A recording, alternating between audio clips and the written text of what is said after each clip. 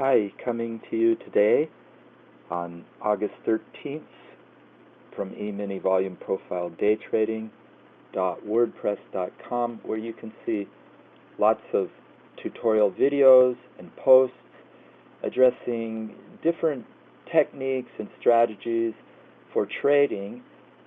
In particular, in the last couple years, we've been day trading the Euro futures.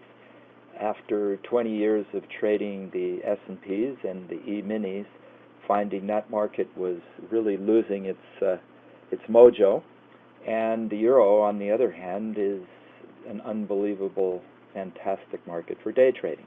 So, I wanted to take the time to share with you some ideas about trend on this video, and to start, I would like to put into perspective the way my posts have been going. I know a lot of people are attracted to my blog because it talks about market profile and using volume in trading.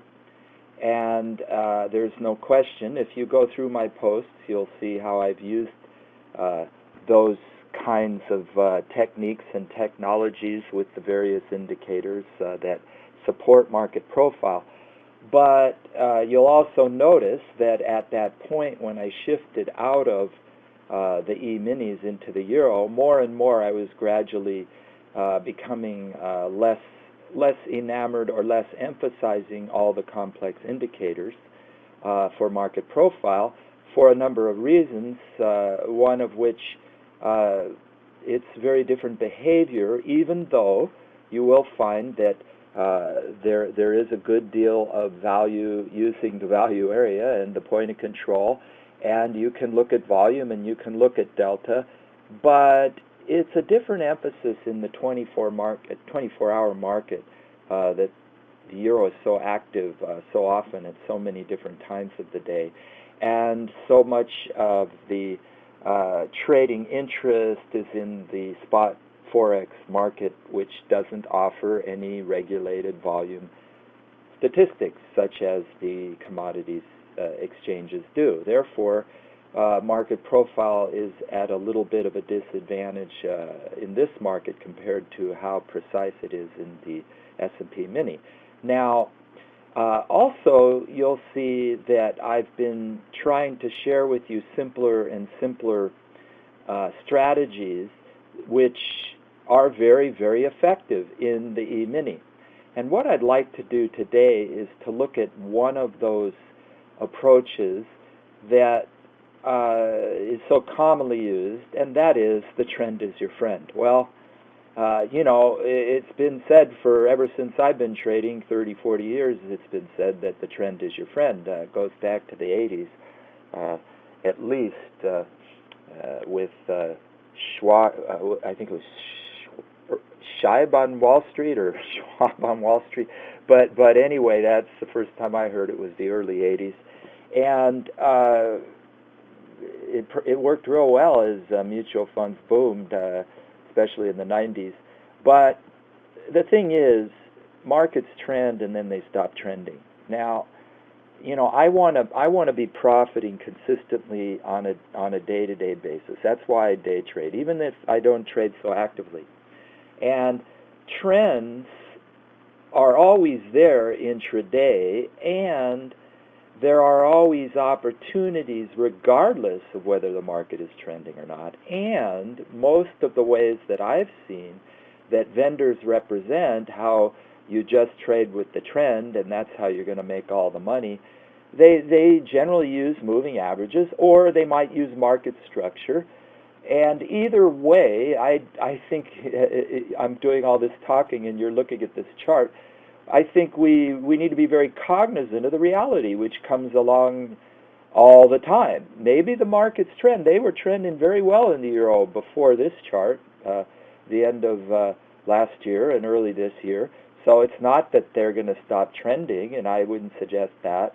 But I prefer to come up with strategies that really don't have much to do with the trend, even though I want them to do real well in a trend, and I want them to do real well when there isn't a trend. And then again, I would challenge the definition of what a trend is anyway, because what time frame are you looking at? Are you looking at an annual trend? Are you looking at a monthly? Are you looking at a weekly, a daily, a 4-hour trend, or a 3-hour trend, or a 1-hour trend, or a 50 tick chart trend, or a 150 tick chart? All of these are valid ways to trade, and I think if you want to trade, always only trade trends, you should probably trade a real small time frame. But a lot of people don't want to do that because they feel it's nerve-wracking, or they just haven't found as much success on shorter time frames, which a lot of people will have that experience and make that claim. But I would really like to see how all the people who only trade the trend as your friend do for the last 5 months. I don't know, April, May, June, July, now we're in August. To trade this from the perspective of, for example, there's a high, there's a low, there's a high, there's a lower low. Now I'm in a downtrend. Sell the moving average. Well, it actually worked pretty well. But is the trend over now because I have a higher low yet? Or do I need this higher high after this higher low? Well, in that case, I'll buy the dip. What do I do now? Is this possibly a low? I got a reversal bar. No, it's taken out here. Well, that was just an ABC, I guess. So then, how do we trade ABCs? And then, et cetera, et cetera, et cetera. To try to put everything in the context of trend, this is my point, I think is going to make a trader's life very frustrating if he feels he has to follow a system and gut out, 5 months of the system doing poorly and getting whipsawed.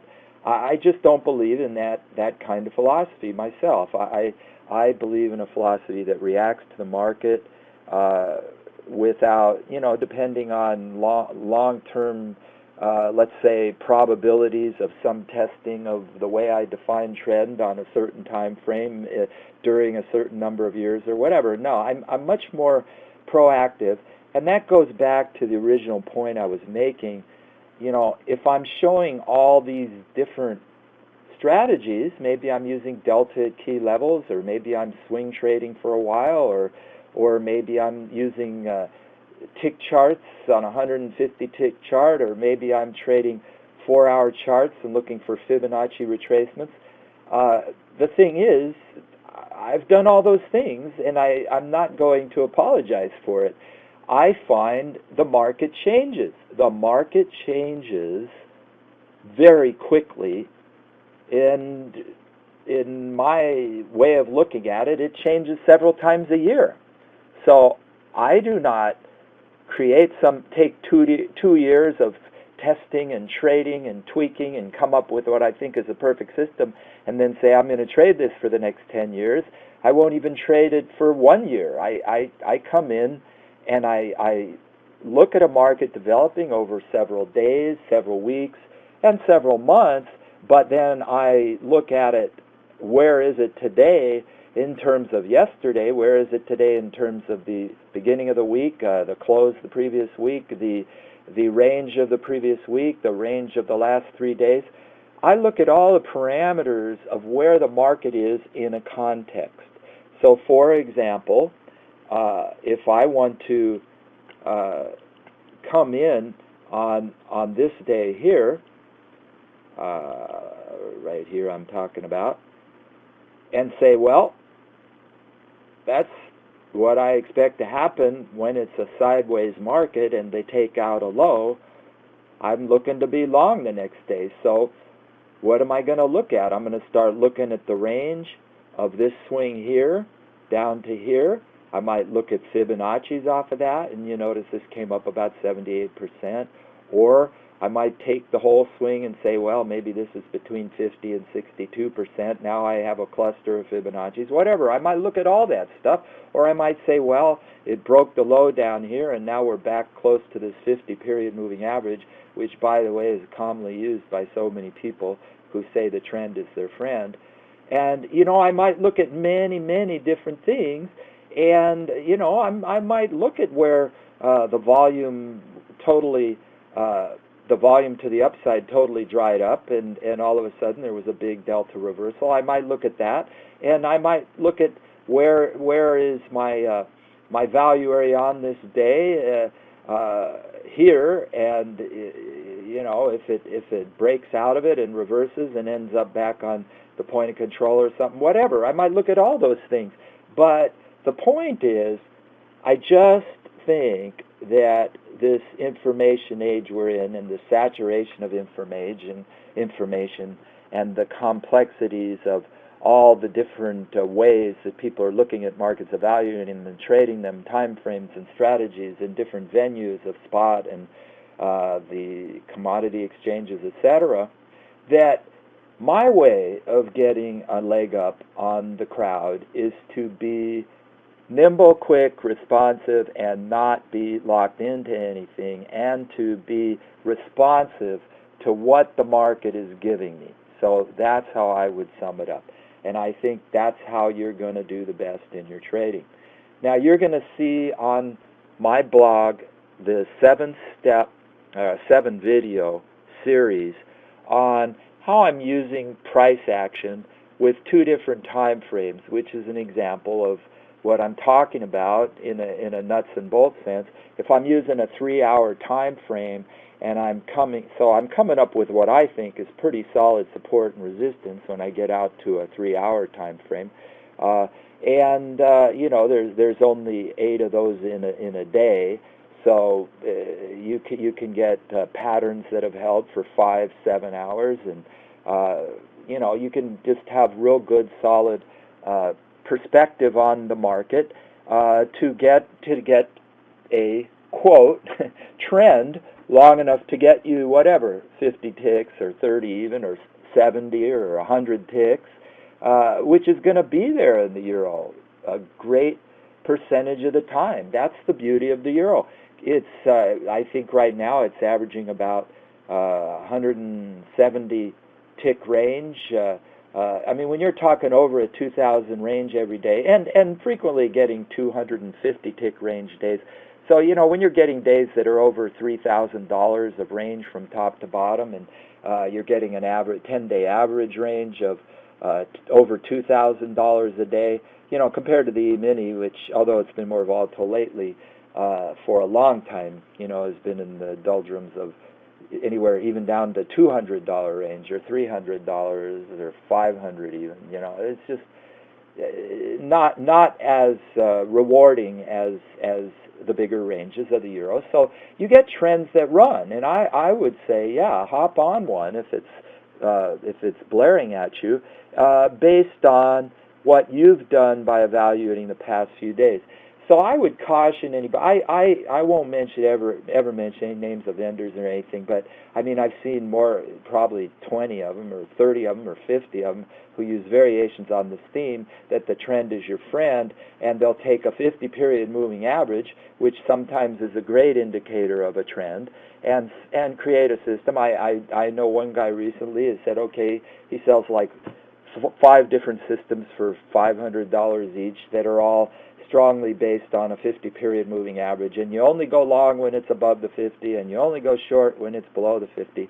Well, I would really hate to miss this low here, which is below the 50, and I would hate to miss selling this high here, which is above the 50, and I would hate to be incapable of recognizing that when this bar spiked up and was driven back from total abundance of supply here, I don't want to sit on the sidelines and not trade that day on that down move, and I don't want to sit on the sidelines during this period, which I was buying the lows and selling the highs here because that's what the market was giving me, and it was pretty obvious the way I set up my charts and the kinds of things I look at intraday. When you are at these extremes, and even common sense will tell you by the time you get an outside bar, maybe it's a little oversold because this isn't a runaway trend. Now, I'll be the first to admit, if it is a runaway trend, like it was at the end of last year or the beginning of this year, whenever it was, if you've got this 50-period moving average sloping, 60 degrees or 50 degrees or something, Yeah, get buy the lows every day when you get a a down day or two, or a down couple of hours in a day. I'll be jumping on buying the dips, but I also want to buy the dips in this kind of a market if my evidence tells me this is a dip, or this is a dip, or this is a dip, or this is an oversold in a sideways trend, we could say. So that's my 2 cents on the trend. So keep your eye out for those 7 videos that show some of the ways I navigate inside of those days looking for the intraday trend.